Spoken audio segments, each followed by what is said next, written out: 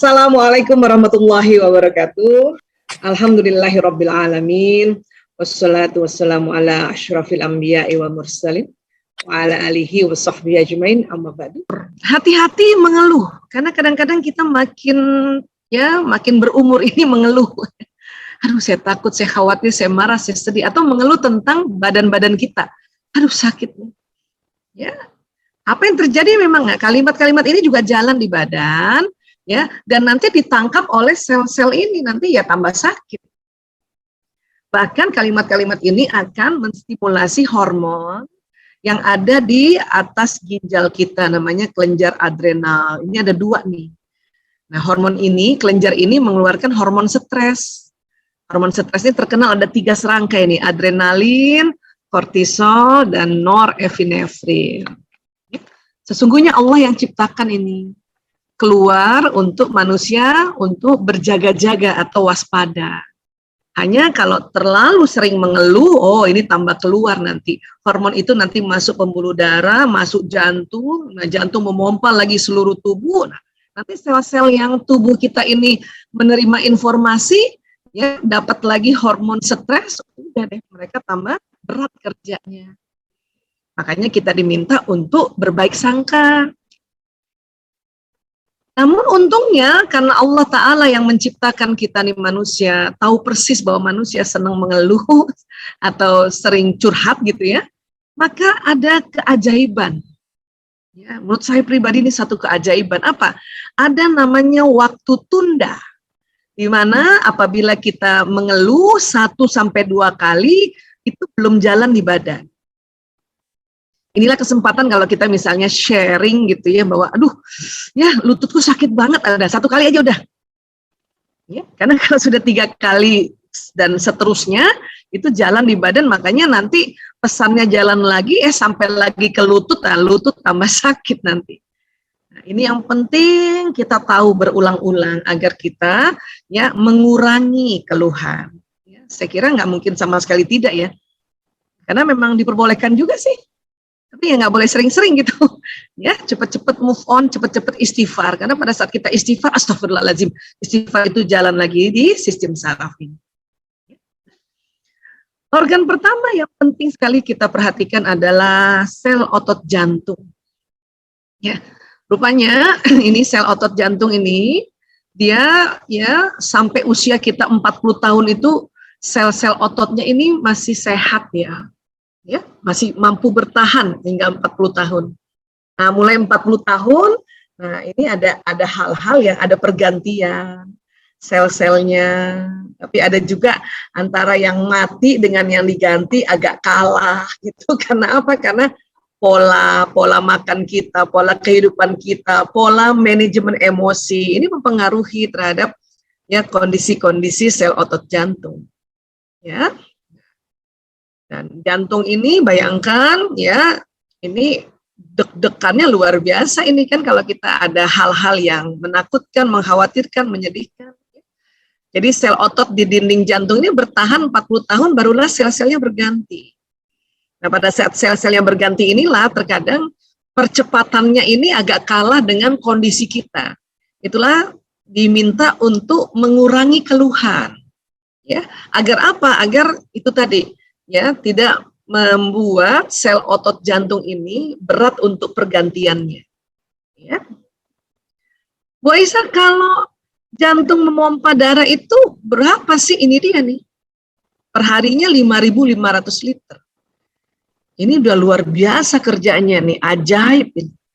Membawa darah yang isinya nutrisi, vitamin, mineral, dan tadi hormon-hormon. Kalau kita berbaik sangka pada badan kita yang nanti masuk atau terpompa ini hormon yang bahagia. Hormon bahagia itu namanya dopamin. Di situ ada endorfinnya, narkotika alami yang bikin badan yang tadinya sakit jadi berkurang karena ada hormon endorfinnya itu. Ada serotoninnya dipompa oleh pompa darah ini sehingga badan tuh jadi ya very happy gitu. Ada oksitosin yang membuat penuh jatuh cinta lagi gitu ya.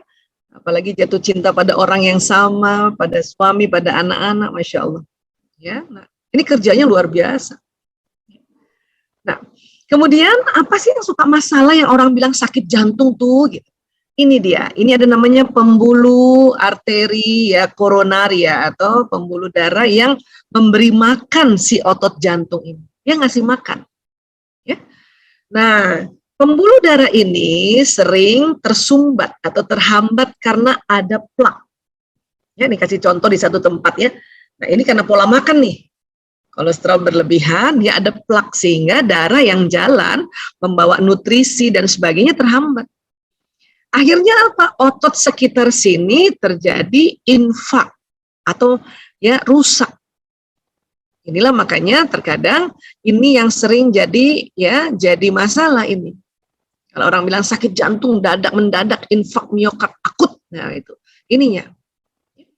Makanya ada teknologi dibuatlah balon arterial, ya, dimasukkan dulu pakai alat nanti, ya. Kemudian ini dipompa balonnya agar apa? Agar mendesak si plak-plaknya ini nih.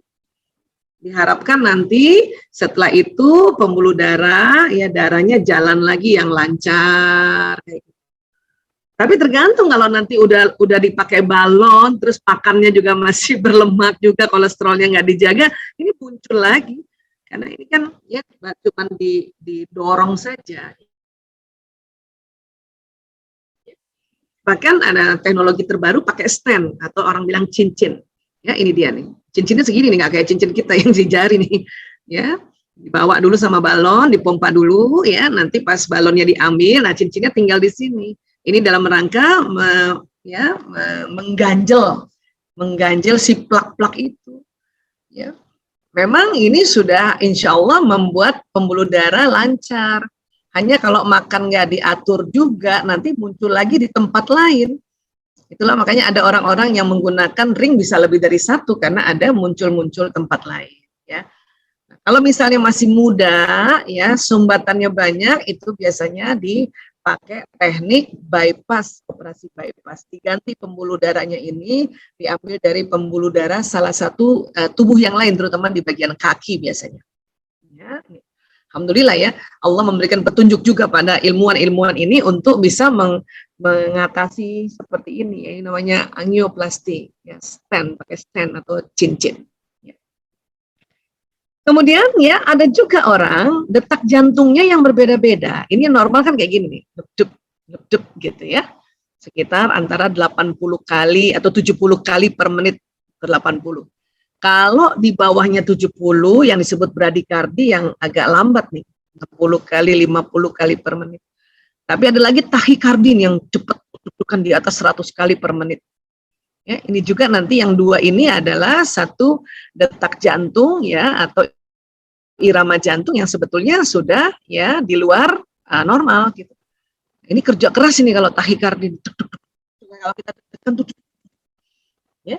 Terkadang munculnya ini karena itu tadi hormon stres tadi yang keluar banyak sekali sehingga itulah makanya mengapa kita diminta untuk tenang dulu, duduk, tarik nafas panjang, ya, kita istighfar, istirja, tenangkan supaya diharapkan ini bisa kembali ke normal lagi. Ya, nah ini yang kita perlu tahu juga kondisi di dalam jantung kita. Kemudian lever, Masya Allah, ini sel lever ini 10 hingga 16 bulan tuh sel-selnya berganti, betulnya. Ya. Ini harus dijaga ya untuk tidak terkena virus. Makanya kan ada tuh namanya hepatitis A, hepatitis B, hepatitis C, nah itu beda-beda tuh virusnya tuh. Ya, nah sel-sel di lever ini kurang lebih kayak seperti ini. Ini hanya untuk kita lihat saja ya. Mungkin kalau teman-teman sejawat dokter atau yang bekerja di kesehatan dia akan belajar lebih dalam lagi karena ini fungsinya luar biasa sel-sel seperti ini. Ya. Jadi kalau kita lihat lever itu ya bentuknya segitiga seperti ini. Ada lobus yang kiri, ada lobus yang kanan. Ya. Nah, ini ada saluran-salurannya di sini. Gitu. Ya. Kemudian di belakang lever itu ada pankreas. Nah, ini dia 1 tahun nih, per 1 tahun dia ganti sel. Ya, nah pankreas inilah yang menghasilkan insulin, buat orang-orang yang secara genetik beresiko tinggi adanya diabetes mellitus, itu berarti sel di pankreasnya tentu ya ada gangguan atau produksi insulinnya ada gangguan. Sehingga harus ya diet makanan, olahraga harus teratur supaya gula yang masuk ke dalam tubuh itu bisa langsung dipakai. Kalau enggak nanti dia kemana-mana. Kalau gula berlebihan ke sel-sel tubuh, sel-sel tubuhnya nanti terganggu dan akhirnya rusak. Ya. Kemudian ginjal dan vesika urinaria. Inilah ginjal, ya Insya Allah nih ginjal. Tadi kita belajar yang di atas ginjal tadi ya, kelenjar adrenal. Ini 2, nanti dia kaitannya sama vesika urinaria atau kantong kencing gitu ya. Dan teman-teman ya Insya Allah nih kita akan juga mengalaminya. Nanti di atas 45 tahun atau 50 tahun ke atas ini mulai kita kencing ya. Yang dulu kayaknya kita tahan nggak kencing ya. Nah itu semata-mata karena ya vesika urinarianya ini atau di bagian uretranya ini otot-ototnya ini sudah mulai kendor gitu. Ya. Tapi sekali lagi itu sangat-sangat alamiah. Yang penting kurangi aja mengeluh. Nggak usah ngurang, aduh nih saya kencing-kencing mulu. Ya memang kencing-kencing karena memang sudah waktunya. Hanya kalau kita ngomong begitu terus, maka benar-benar kencing-kencing terus nantinya. Ya, bersyukurlah masih bisa kencing. Karena kalau ada orang nggak bisa kencing, wah nanti lagi kita harus ya cuci darah lagi kan. Nah, jadi kalau ginjal nih, kerjanya ginjal ya kurang lebih kayak gini ya. Ya, dari cairan yang masuk di seluruh tubuh, nanti di ginjal inilah terjadi yang sudah tidak dipakai dia keluar. Buat teman-teman yang semakin umur dan kencingnya masih berbau kencing, bersyukurlah berarti ginjalnya masih bagus ya. Bu Isa, kalau saya makan pete tuh, aduh kencing saya bau pete, bersyukur Bu, berarti ginjalnya bagus ya. Karena ada orang juga habis makan pete kemudian ya nggak bau pete gitu, wah itu ada apa? Kecuali ya ada teknik-tekniknya supaya nggak bau pete, makan duren. Supaya nggak bau duren, minum kopi. Nah itu yang nanti aromanya berbeda-beda. Ya. Kemudian gastro atau lambung. Nah ini paling sering sekali karena ini kerja keras ya. Lambung ini atau stomach ini sangat kerja keras. Ya tempatnya makanan, tempatnya minuman ya. Jadi kalau makanan masuk nih dari mulut, nanti masuk ke esofagus ya di sini. Ya sempat dulu nih makanan ini diproses ya dengan cepat, terus nanti dia masuk ke usus kayak gitu ya. Nah, kemudian ya di dalam lambung ini memang ada asam lambung Allah ciptakan. Untuk apa? Agar makanan yang masuk dari sini itu dicuci dulu dengan asam lambung. Siapa tahu ada bakterinya, ada virusnya, ada parasitnya dan sebagainya gitu. Hanya ada kondisi-kondisi tertentu asam lambung jadi lebih banyak. Harusnya dia nggak usah banyak-banyak, sepertiga ya, palingnya segitu udah terlalu banyak. Akhirnya apa? Karena ini asam, ya benar-benar warnanya kuning. Jadi dinding lambung kita ini kan kayak handuk ya. Kalau pernah lihat handuk ya, atau babat itu kan lambung, babat sapi. Dari pernah makan coto yang ada pakai babat atau bakso babat? Asik. Nah, ini bakso mo. Ususnya, lambungnya si sapi kan. Jadi kayak handuk-handuk. Nah, lambung kita juga berhanduk-handuk dalamnya. Cuman kalau terlalu sering asam lambung meningkat, nanti terjadi luka. Karena harusnya lambung yang sehat tuh mulus gitu ya, kayak handuk tapi nggak aus gitu, nggak luka. Orang yang sakit mah atau mahnya kronis atau sudah lama ya, kronis itu lama ya.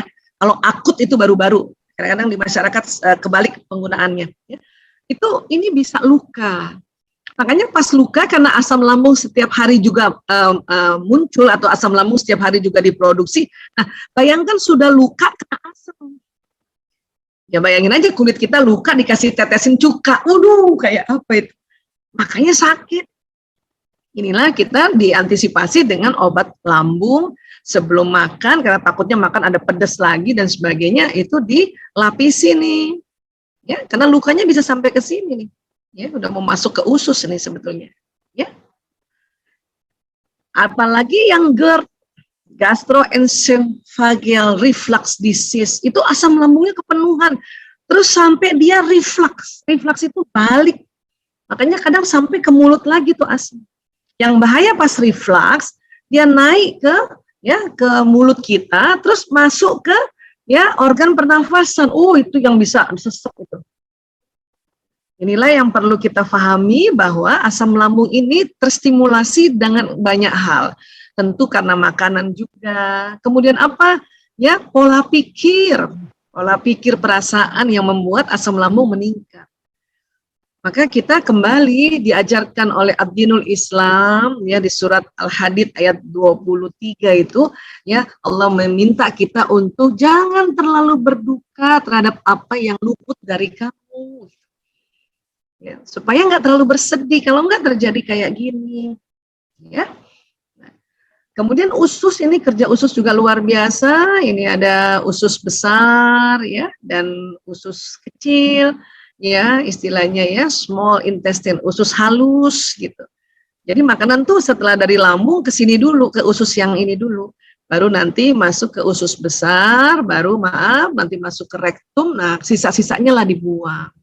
Ini juga bisa luka ini.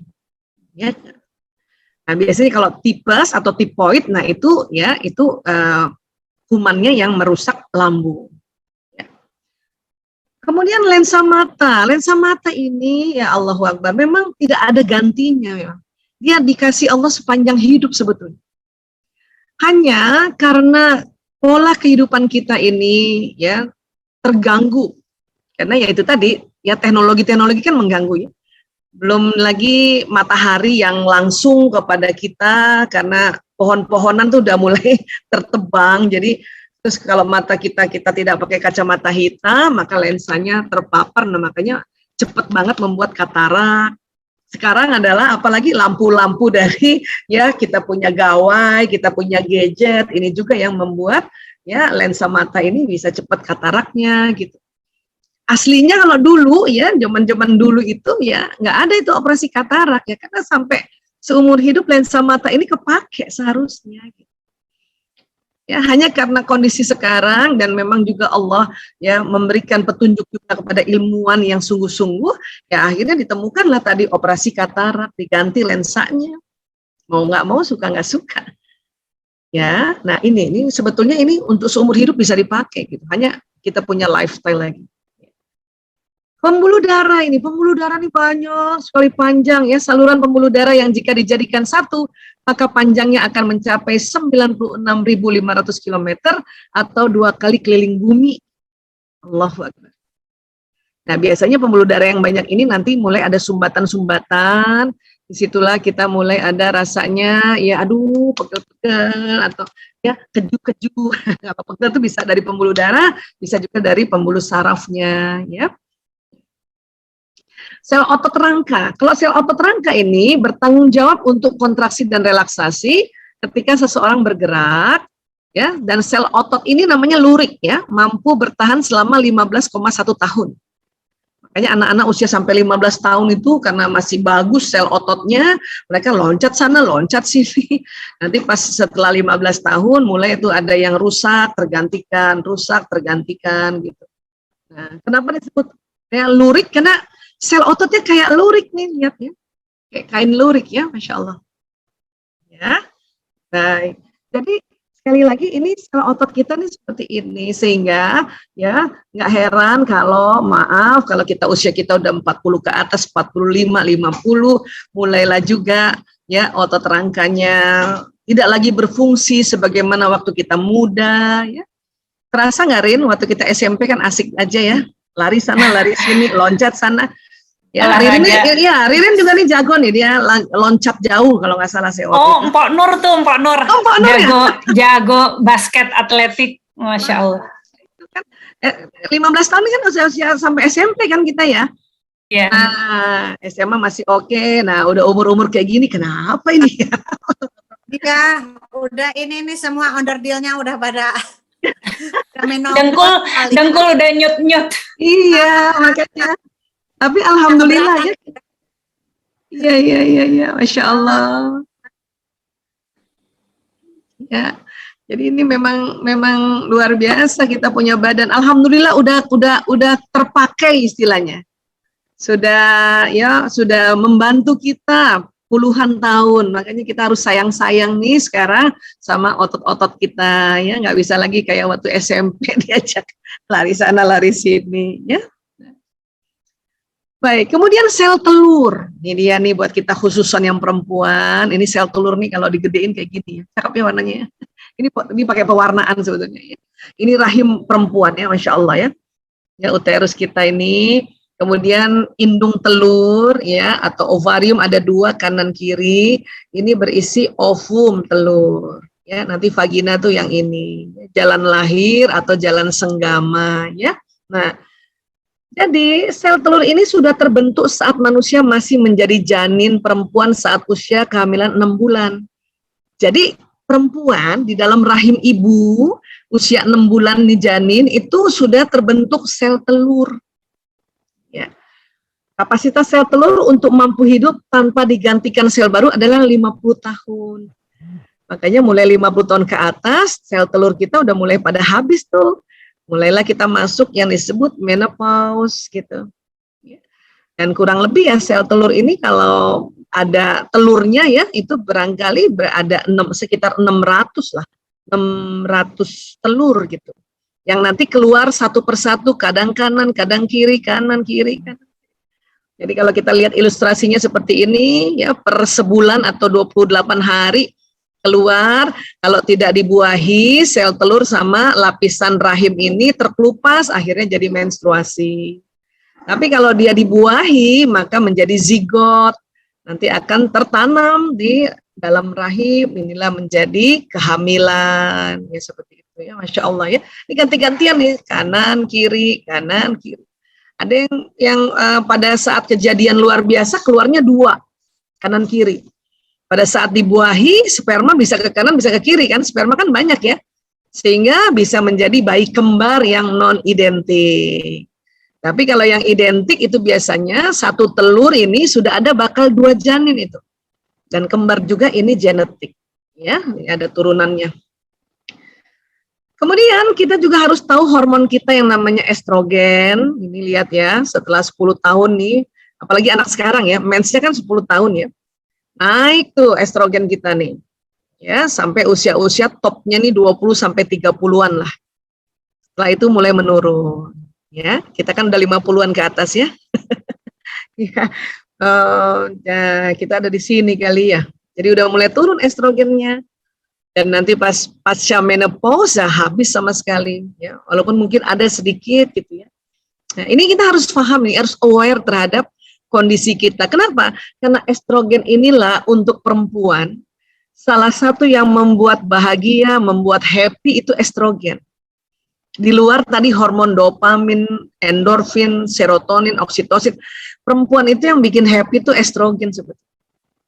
Jadi terbayang nggak pada saat usia kita semakin menurun, estrogennya kurang. Jadi terkadang kita mudah tersinggung. Udah mulai belum? Sudah mulai tersinggung. Ya, yang tadinya sih waktu umur-umur segini mau strong, ya. Apalagi estrogen ini hormon ratu, wis dominan. It's okay, nggak apa-apa gitu kan. Nah, tapi itu tadi sudah umur sekian ini kita harus sadar, ya, kita harus aware dengan bahwa estrogen memang menurun, ya. Kalau laki-laki sama testosteronnya nih, apalagi usia-usia balik sekarang, 10 tahun udah mulai, ya sudah bisa ya mimpi basah. The top-topnya juga 20 sampai 30-an ini, ya. Nah, bedanya testosteron pada laki-laki tidak habis, memang berkurang. Bahkan dikatakan ilustrasinya di sini sampai umur 100 tahun pun testosteron pria nggak habis.